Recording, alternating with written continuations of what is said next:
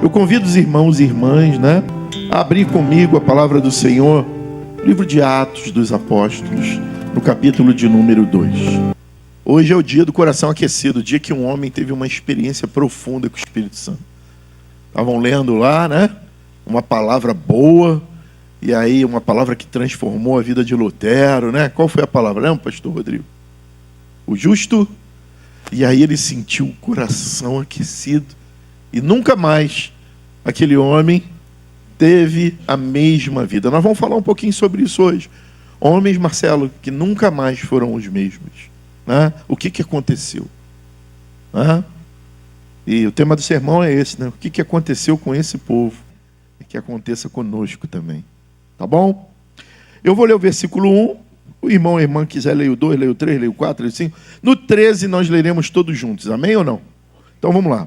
Ao cumprir-se o dia de Pentecostes, estavam todos reunidos no mesmo lugar.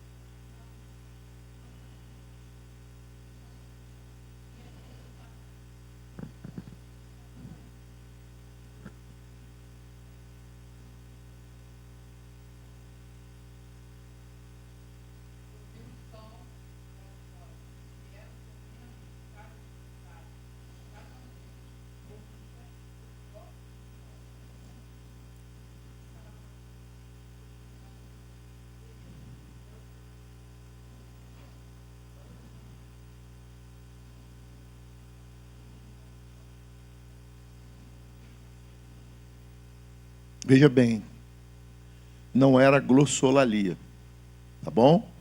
O que é glossolalia?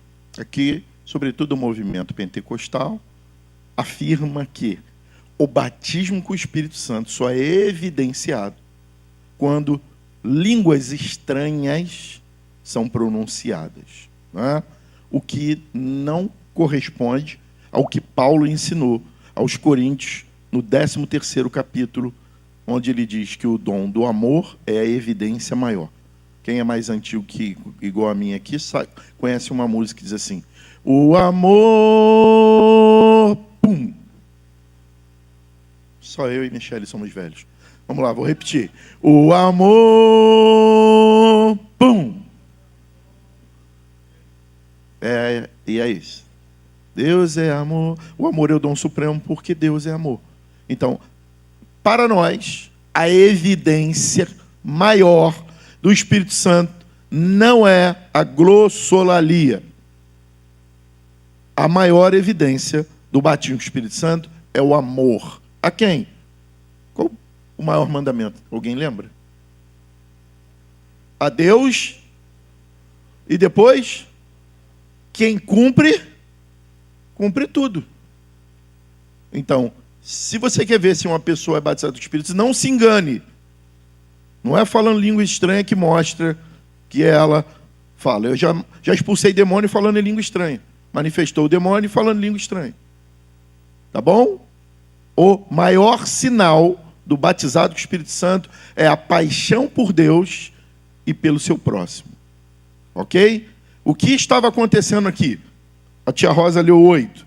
Quem ler o 9... vai ver que haviam várias nacionalidades. E eu já vou falar um pouquinho dessa festa chamada Pentecostes, né? Estavam reunidos ali judeus, descendentes de Abraão, cumpridores da lei de Moisés, de várias nacionalidades, assim como acontece hoje.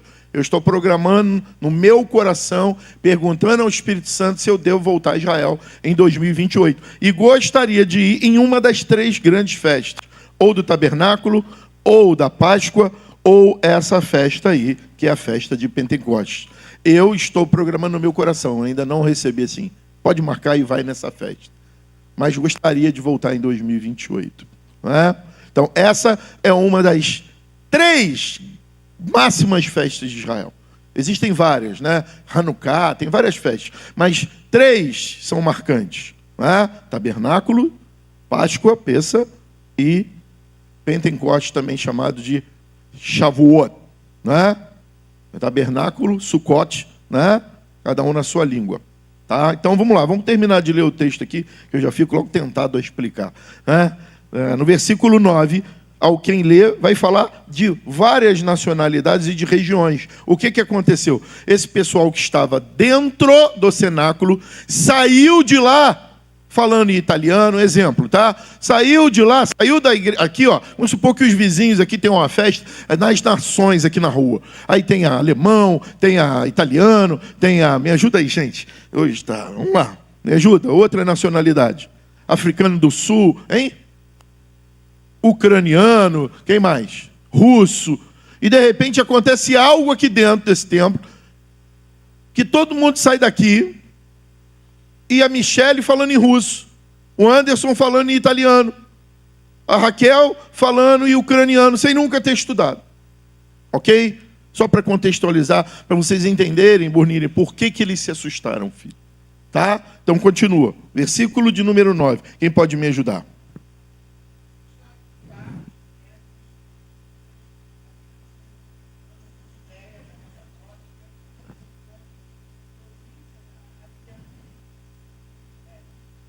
Pode continuar.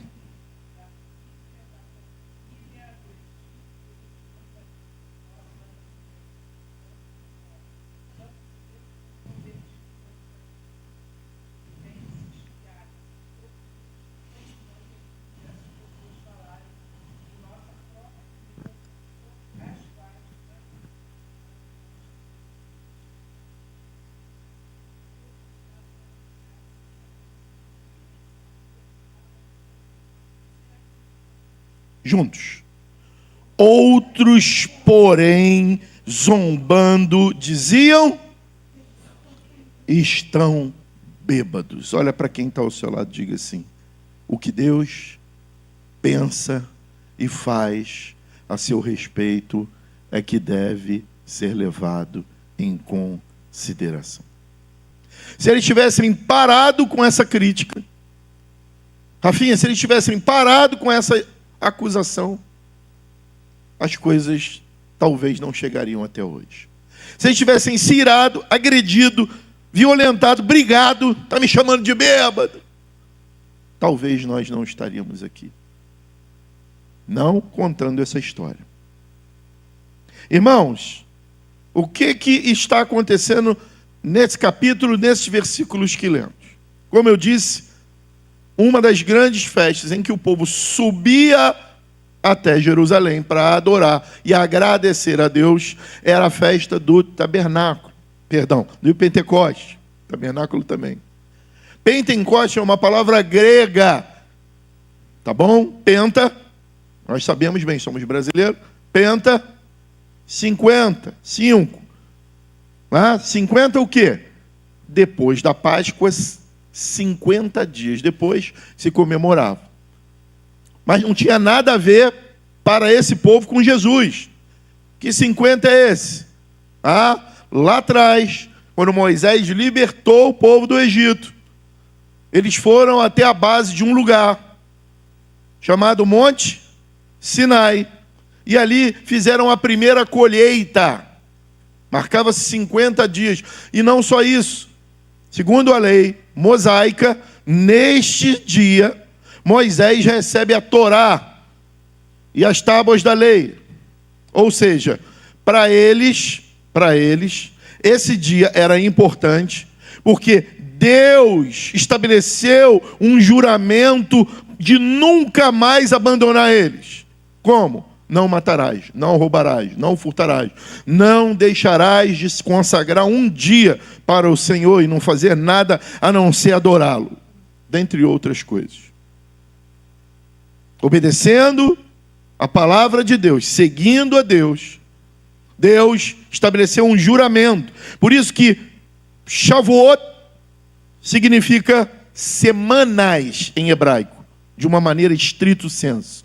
Mas abrangentemente falando, macro, falando no sentido de entendimento, também pode ser chamado de juramento a partir da entrega da Torá. Quantos entenderam, diga amém. Só que aonde estava esse povo? Na cidade de Jerusalém. Comendo, bebendo, festejando, cantando, dançando de rodinha, como eles dançam, um pulando para o outro, dando braço. Eles fazem uma festa. E você vê eles adorando ao Senhor, seja dentro do barco, né, tia Rosa? Seja fora na cidade. Meu pai foi contagiado, atravessou rua, abraçou os jovens, dançou lá no Muro das Lamentações, não é isso, seu Paulo? Eu dei chinelo do Brasil, camisa do Brasil, boné do Brasil. Só voltei de bermuda, não foi, tio Ezio? Para o ônibus. É contagiante. É o amor que aquele povo tem pelo Senhor. É contagiante. Ir 1h, 3h, 5h, meio-dia, e ver o Muro da Lamentação sempre cheio de pessoas dizendo: nós cremos em Ti, Adonai, nós Te adoramos, Adonai, nós estamos aqui, Adonai, traz um homem segundo Davi ao nosso coração, para o nosso povo, restitui o templo,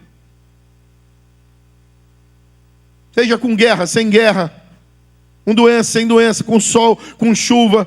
É impulsionante ter a experiência de ir ao Muro das Lamentações. Hoje nem a Flávia, que está aqui, nem a Ana, que está se sentindo mal, não pôde vir, nem o irmão Chacon. Mas esses 3 irmãos foram ao Muro das Lamentações de madrugada e voltaram de lá completamente apaixonados. Pode perguntar a eles. De ver que não tem tempo, não tem hora. As crianças saem da escola e vão para onde? Orar no Muro das Lamentações. Os jovens saem da faculdade e vão para onde? Antes de ir para casa? Orar no Muro. Tem um espaço de mulheres, tem um espaço de homens, e eles o tempo todo estão adorando ao Senhor. Porque quanto pior as coisas estão para eles, mais eles entendem que só existe uma saída: o Deus de Israel. Eu posso ouvir um glória a Deus? E nessa manhã eu vim dizer que Pentecoste é tudo isso.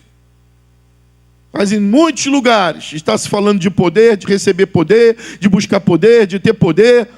E aí eu pergunto: poder para quê? Para que eu quero tanta visão, tanta revelação? Para que eu quero tudo isso? Hoje eu vejo uma igreja como no tempo de Moisés. Sabe? Se aponta um caminho, o caminho é outro. Irmãos, a Bíblia é bem clara sobre a diferença entre pastor e não pastor. Alguém já leu o Salmo 23? Alguém já leu? Se você quer entender o que é um pastor, leia o Salmo 23. Tem um versículo na Bíblia que diz assim: escutai os vossos pastores para prosperar, porque eles zelam, chorando pela sua alma. Irmãos, há milhares e infinitamente milhares de pregadores na televisão agora que pregam infinitamente mais do que eu. Talvez você conhece muitos assim. Eu conheço um, chama-se Hernanes Dias Lopes. Mas Hernanes Dias Lopes não sabe quem eu sou. Quem pastoreia o meu coração não prega igual Hernanes Dias Lopes. Quem pastoreia o meu coração, a minha família, não prega igual Hernanes Dias Lopes. Mas quem pastoreia o meu coração me conhece, chora comigo. Me liga às vezes de madrugada, ou manda uma mensagem. Nessa noite o Espírito Santo me disse para orar por você. Toda vez que me vê, põe a mão na minha cabeça, me dá um abraço e diz: filho, não desiste. Porque pastor não é pregador, não é palestrante. Pastor é quem chora e cuida e morre pelas ovelhas, dá sua vida pela ovelha. Nós estamos vivendo um tempo desse, em que as pessoas não estão atrás de pastores, estão atrás de performance. E que dizer de um homem que era gago e mal sabia falar, mas que pastoreou milhares e que tirou milhares pelo poder de Deus de uma terra sinistra. Tinha Deus de tudo quanto é jeito. O povo não quer Moisés. O povo não quer Moisés. Vivemos um tempo como Noé. As pessoas estão preocupadas em se dar, em casar, em comer, em construir, em montar ninhos para essa terra. E Deus está avisando: eu vou passar, eu vou voltar, eu vou voltar. E esse povo que apanhou ao longo do tempo, apanhou na Babilônia, apanhou no Egito, está apanhando em Gaza, está apanhando hoje, está apanhando. É muito errado. Os maiores erros dele foi não reconhecer Yeshua como Messias. Mas se há uma virtude nesse povo, é a resiliência dele naquilo que Deus pode fazer. Como a pastora pregou na quinta, o Deus que surpreende. O Deus que vira tudo. Essa semana foi uma semana de extremos, né? Quando o Espírito Santo fala com a gente, às vezes ele dolore tanto o coração. Ele mostra coisas que a gente não quer ver. Ele leva a gente a sentir coisas que ninguém sente. E não adianta você comunicar com ninguém, porque ninguém vai entender. Não adianta eu falar com meu filho que me ama, o que o Espírito Santo me mostrou, que não vai entender. O que ele falou comigo, ele mostrou a mim. E essa semana o Espírito Santo me tirou de mim mesmo e me levou e me mostrou em que geração nós estamos vivendo. Que tipo de geração. Irmãos, foi muito dolorido.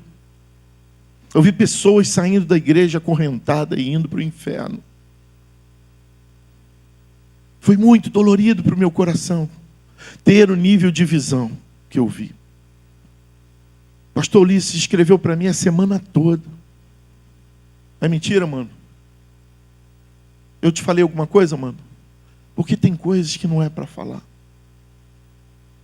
Mas eu quero dizer uma coisa: ouve, ó igreja Casa e Vida, só o Senhor é Deus, a Ele adorai, não importa o que você está passando, não importa o que você está vivendo, pelo amor de Deus, só não perca a esperança nele, só não pare de clamar por Ele. Se tiver que chorar como cordeiro, chore nos pés dele, e se tiver que rugir como leão, ruja contra tudo que tenta te paralisar, matar e destruir, que esse é o ladrão, esse é o inimigo, esse é o que quer fazer com que você interrompa uma linha sucessória de legado. Diga bem alto, legado.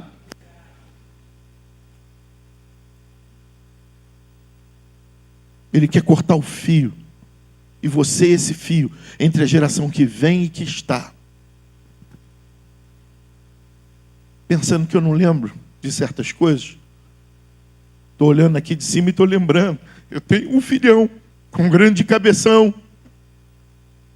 Semana eu estava conversando com uma irmã chamada Josana na escola. E como ela falava com os olhos vidrados de lágrima da sua avó. E de quem foi a sua avó. E de qual foi a importância da sua avó na vida dela. O seu pai que não está aqui. O seu tio que está aqui. Da herança. O papo rendeu de massagem para legado. Deus é bom, diga aleluia. O papo começou com massagem, eu peguei, dei um ipom, né, e falei, vamos mudar esse papo. E eu perguntei, como é que você aprendeu isso? Que dom é esse, né? E aí fui falando de dom, e aí perguntei, sua avó não chegou a cantar no coral? Eu lembro de uma música que ela cantava para o teu tio. Eu tenho um filhão, um grande cabeção. Lembro de um homem que parava no quintal e ficava com os braços cruzados assoviando. Lembro de uma velhinha com câncer no seio, a Dona Madalena, com Alzheimer. Você levava a Santa Ceia e ela dizia, é para Jesus, né, meu filho? Tiago e Lucas davam Santa Ceia para ela. Lembro de um homem lúcido que morreu lúcido. Que muitas vezes teve uma influência no espiritismo, mas olhava para a filha e dizia, é Jesus, né, filha? Esse barulho é Jesus, né? Essa é a minha história. Eu vou contar isso para o Bento. Eu vou contar isso para a Isabela, para o Benício. E o diabo quer cortar essa linha sucessória. Ele quer que você só fale de dor, de tristeza, de raiva, de medo. Por isso derrubamos as muralhas ontem. Uma coisa que me assombrou em Israel, em Jericó, a largura da muralha, né, tio? Chega a ser a largura maior do que esse prédio aqui, irmão, de lateral, assim. Imagina uma muralha mais larga que isso aqui. Falam de pirâmides, mas tem coisas. Procure no YouTube. Quando eu fui em 2024 a última vez, eles estavam cavando o poço Siloé. Procura ver como é que está agora. Veja o tamanho. E aí todos os críticos que falavam mal do Evangelho de João, que o Evangelho de João era um evangelho apaixonado, fora da realidade, não é pastor Tiago, não é pastor Lugo, pastor Ulisses, pastor Rodrigo, que o Evangelho de João era um devaneio, que nem tanque de Siloé existia. Descobriram o tanque. Eu posso ouvir, glória a Deus, bem alto? Descobriram o tanque. E sabe o que descobriram mais? Eu vou botar no grupo da igreja. Pastor Rodrigo, você pode tirar do grupo de pastores e jogar no grupo da igreja? Que eu coloquei lá para vocês verem.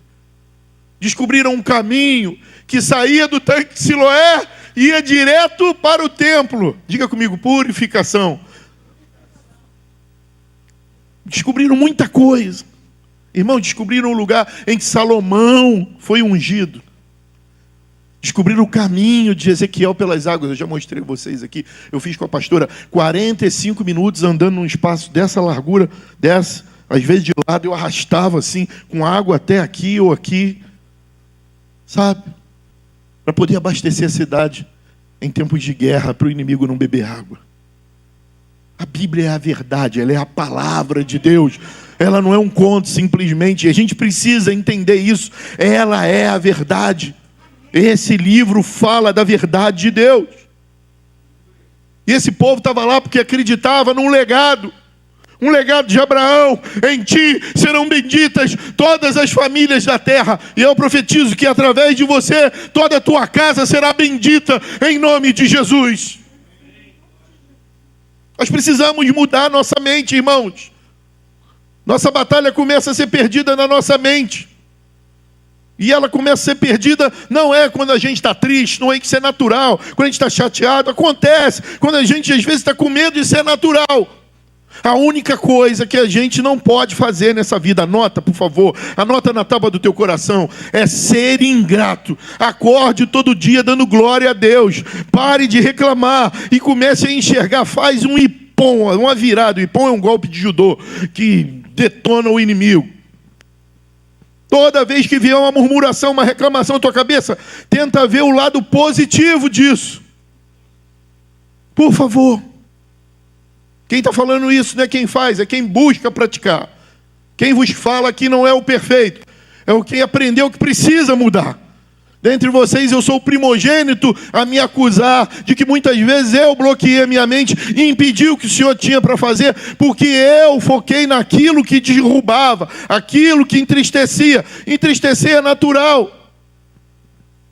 Mas a Bíblia diz que anoiteceu pode vir o choro, mas a alegria tem que vir pela manhã, porque essa é a palavra de Deus e ela vai se cumprir nas nossas vidas. Querendo o inimigo ou não. E esse povo tinha tudo para abandonar. Foram chamados de bêbado, acusados de homens lascívios, pecadores. Agora, Anderson, o que aconteceu para mudar, para esse povo não se perder? Vamos voltar na história? Volta algumas páginas. Volta em João 21. Se você tem Bíblia de estudo, em cima do versículo 15, Luciano, está escrito alguma coisa. O que está escrito? Em cima do versículo 15, do capítulo 21 de João, tem um texto aí. O que está escrito aí? Um título.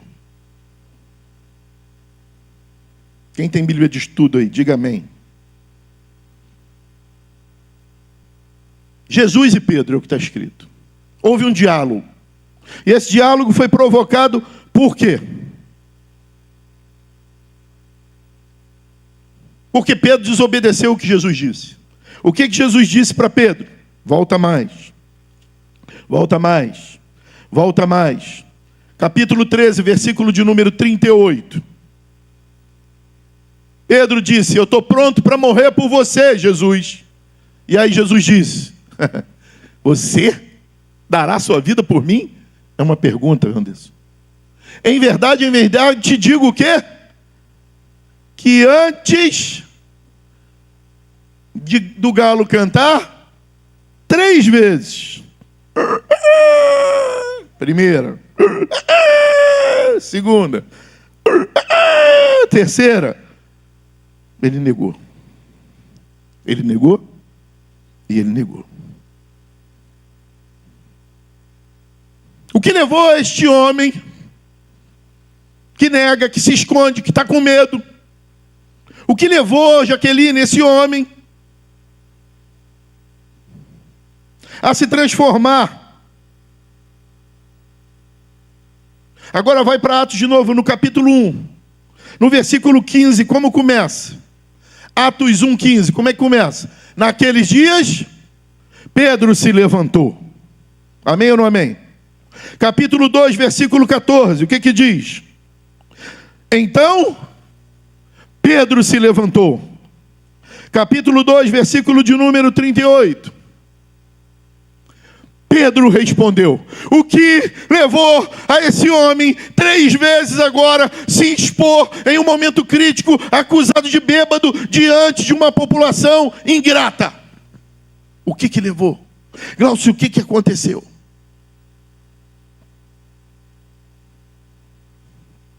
O que levou? O que fez com que homens com medo?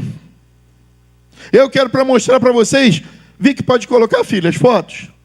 Um lugar apertado. No capítulo 1. Esse é o cenáculo. Tem como apagar a luz daqui? Alguém consegue, filho? Esse é o cenáculo. 2013. Primeira vez que estivemos lá. Esse homem aceitou Jesus lá. E já foi recolhido pelo Senhor. E não te lembram dele? Seu Teixeira. Olha aqui. Seu Paulo aqui. Passa outra foto. Essa aqui é a entrada do nosso cenáculo. Essa moça de costa está aí. Está em algum lugar. Passa, filha. Esse moço de costa que está caminhando para lá também está aí. Acho que é namorado daquela moça. Passa. Essa caminhada que esse moço de costa está fazendo é do Monte das Oliveiras até o cenáculo. Diga comigo, 1 quilômetro. 1 quilômetro. E depois, mais alguns metros, a gente chega nesse lugar. O que está escrito? O jardim do túmulo. Passa, filho. Aqui à sua direita, você vai ver aqui um olho, outro olho está tapado, e aqui embaixo uma boca e tipo um nariz. Aqui é o Gólgota. Aqui em cima aconteceu algo, com 3 cruzes. E a que estava no meio, marcou algo. Passa, filho. Aqui, é o lugar, praticamente, um túmulo vazio, em que, na época de Jesus, José de Arimateia pode ter sido, não foi esse, pode ter sido esse túmulo. A entrada aqui, está aqui seu Paulinho de Costa aqui, vai, filho. Filha, por favor. E aí está o motivo porque aqueles homens nunca mais voltaram a ser o mesmo. Eles tinham uma certeza. Ele não está aqui, porque ele ressuscitou. Essa era a única certeza que eles tinham. Essa era a base de confissão daqueles homens. Essa era a única coisa que eles viviam. E é a única coisa que nós temos que viver hoje. Jesus ressuscitou. Ele ressuscitou por nós. Ele é o nosso Salvador. Ele é tudo para nós. Simplesmente, talvez você estivesse esperando um grande sermão, com grandes argumentos. Mas eles conseguiram viver tudo isso, porque eles acreditavam de todo o coração. 120 pessoas. Filha, se você puder botar o vídeo de eu pregando lá dentro do cenáculo. Essa foi a última viagem. Momento raro. Não se pode pregar dentro do cenáculo, não é isso, gente? Né, tia? Né, tia? Porque é um lugar consagrado pelo catolicismo romano. E não pode. E aí, aconteceu de eu ficar sozinho lá. É um lugar menor que o nosso templo, gente. Tanto de largura como de comprimento. Mas 120 pessoas estavam aí. Só você, não dá para eu mostrar tudo, gente. Mas se você abrir Atos 1, na escolha da pessoa que ficou no lugar de Judas Iscariote, que foi Matias, né? No versículo 13 está assim, ó: quando entraram a cidade, subiram para o cenáculo. Versículo 15: Pedro se levantou no meio dos irmãos e formaram um grupo de mais ou menos 120 pessoas, tá bom? Acredita no que eu estou falando. Não dá para eu falar tudo, mas está aqui no texto. Chega em casa, leia o capítulo 1 e 2 todo. Então, esse aí, é lógico que tem essa construção, não era assim, era muito mais simples. Esse chão não era assim, né?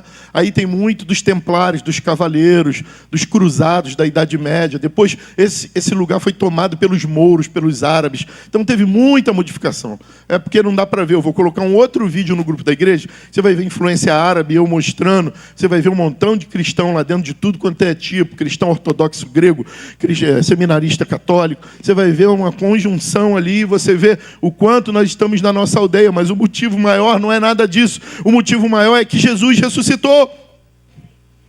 E tudo começou com um barulho, um som. E nessa manhã eu quero ser um barulho na tua vida, um barulho de Deus, para dizer para você, tudo começa através da fidelidade e da certeza de que Deus não vai nos abandonar. O mesmo Deus que deu a Torá, deu o Filho dele para morrer por mim, um miserável. Essa é a certeza. E muitos zombavam, eles estão bêbados. E sabe o que mais me assombra? Continua comigo lendo o versículo 14 do capítulo 2, gente. Então Pedro levantou-se junto com os 11, e erguendo a voz dirigiu: o traidor, o mentiroso, o enrolão, aquele que estava no barco, e Jesus falou: Pedro, não volta para o barco, nem leva teus irmãos. Ele desobedeceu, mas esse mesmo Pedro, todo errado, foi quem se levanta no meio da multidão e diz: homens da Judéia e todos vocês que moram em Jerusalém. Alene, acho que foi Alene, leu um versículo sobre as nacionalidades. Acusaram os 120 de bêbado. E Pedro está falando com quem? Pedro está falando com quem, pastor Rodrigo? Com homens da Judéia e moradores de... Diga, os de dentro. Quem estava chamando eles de bêbados? Eram os de dentro. Não eram os estrangeiros. Quem estava acusando eles de algo não era quem não conhecia, eram eles, porque sabiam que eles eram os galileus. Como pode esses pescadores analfabetos da Galileia estar falando em latim? Sabe por quê? Às vezes os que estão mais perto da gente são os que mais têm dificuldade de acreditar nas coisas que Deus faz na nossa vida. E Pedro, sem brigar, sem discutir, dá uma surra neles de palavra. Eu sou iletrado, sim. Eu sou um pescador, sim. Eu falhei, sim. Eu errei, sim. Eu roubei do coração de Deus. Eu roubei de Jesus. Mas eu quero dizer uma coisa para vocês. Eu não esqueço uma coisa. O que foi dito através do profeta Joel. E acontecerá que nos últimos dias, diz Deus, derramarei do meu espírito sobre toda a humanidade. Os filhos e filhas de vocês profetizarão. Os jovens terão visão. E os velhos sonharão. Até sobre os meus servos e sobre as minhas servas derramarei do meu espírito naquele dia e profetizarão. Pedro lembrou a eles. E tem horas que a gente tem que lembrar para nós mesmos. Não pense em ninguém que te acusa de nada quando a gente fala dos que estavam em Jerusalém e da Judéia. Pense em você. O maior sabotador da sua vida é você, a sua mente. Não é diabo. Não são pessoas, é você. E você começa a se sabotar na medida que você deixa de entender que o Deus de Pentecoste, que o Deus de Abraão, de Isaac, de Jacó, Ele nunca, diga bem alto comigo, por favor, grite, nunca, mas faça isso em forma de confissão. Olha para o céu e diga: eu bem sei que tu nunca vai me abandonar. Esse é o maior pecado contra o Espírito Santo. Por que é pecado contra o Espírito Santo? Porque o mestre, antes de subir, disse: eu vou.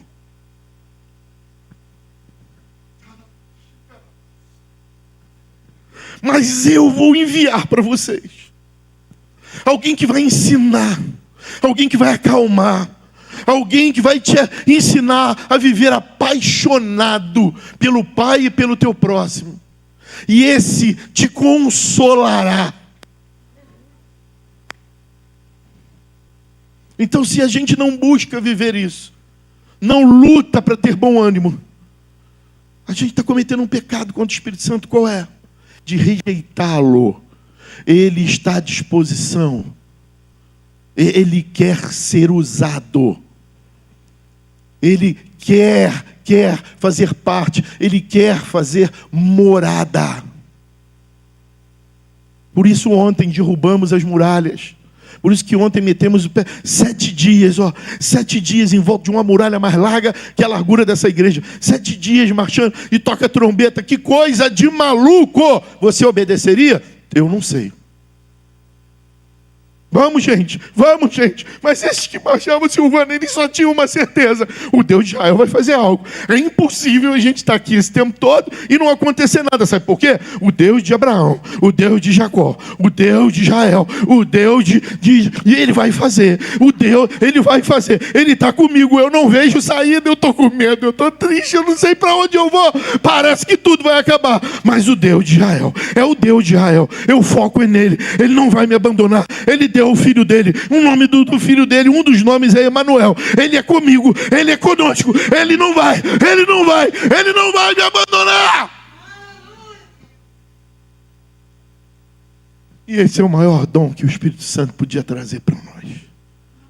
Um amor apaixonante por Deus e por Jesus. Eu quero concluir essa mensagem em versículo 38, com a afirmação de Pedro, do capítulo número 2, diz: arrependam-se.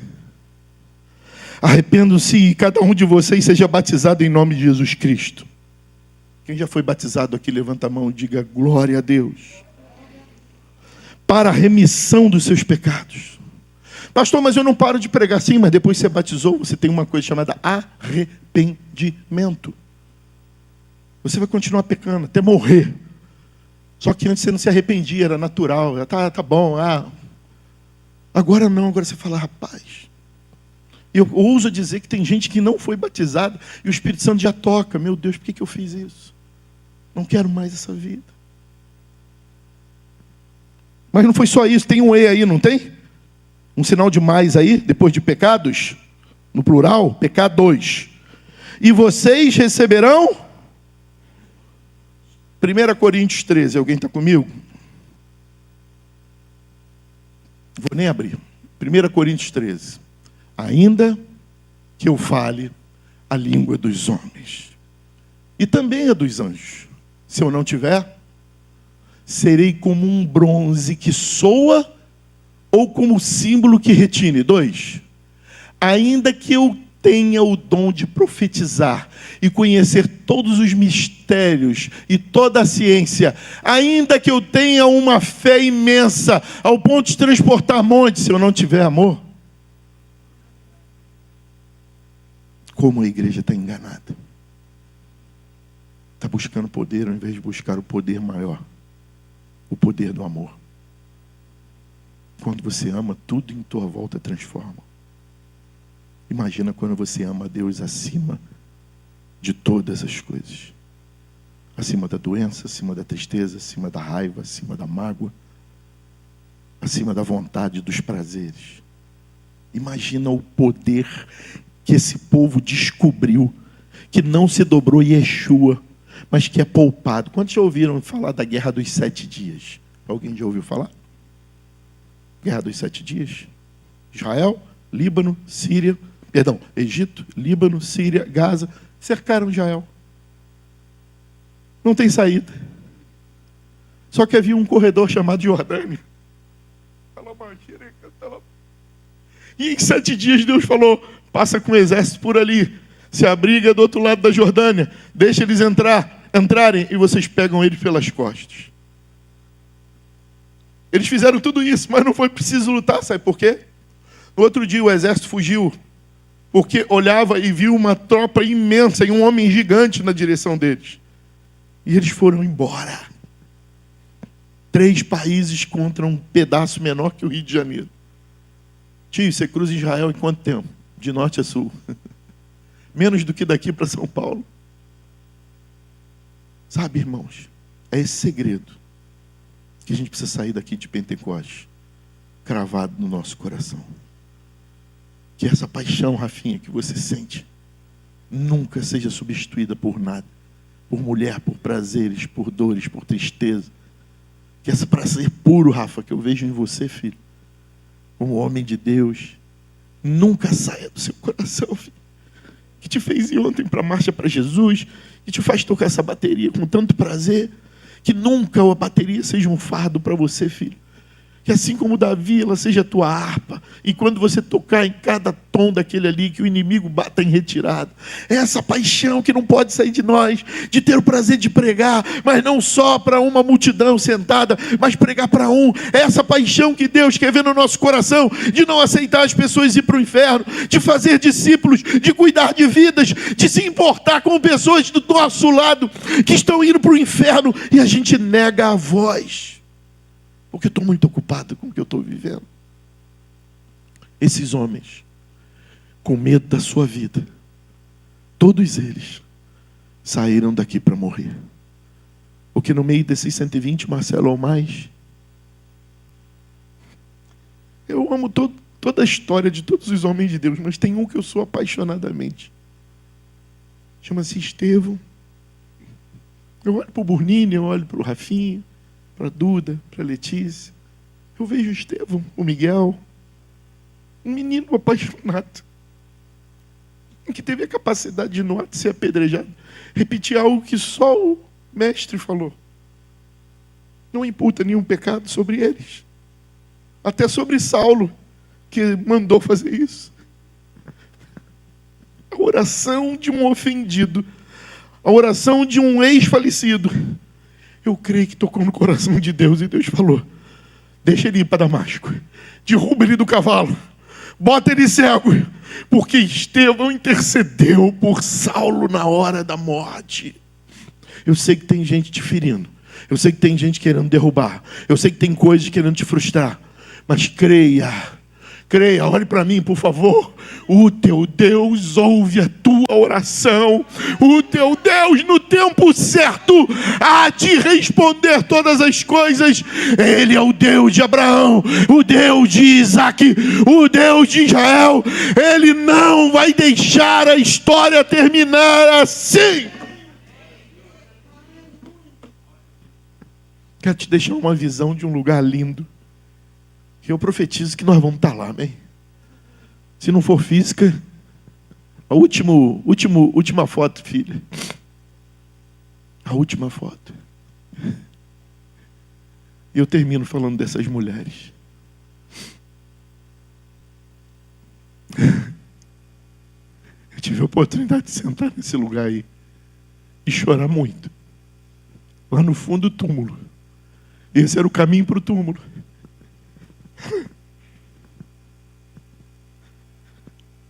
Eu vejo mulheres dedicadas acordando.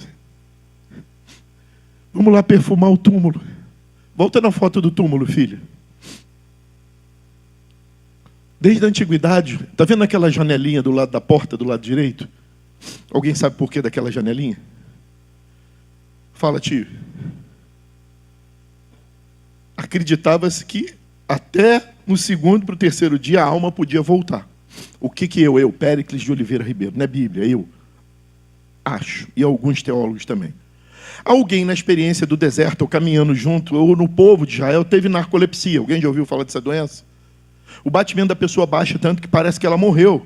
Aqui no Brasil já teve um cantor que foi enterrado e depois, quando tiraram o caixão dele, estava todo arranhado por dentro. É ator? Qual é o nome, Lene?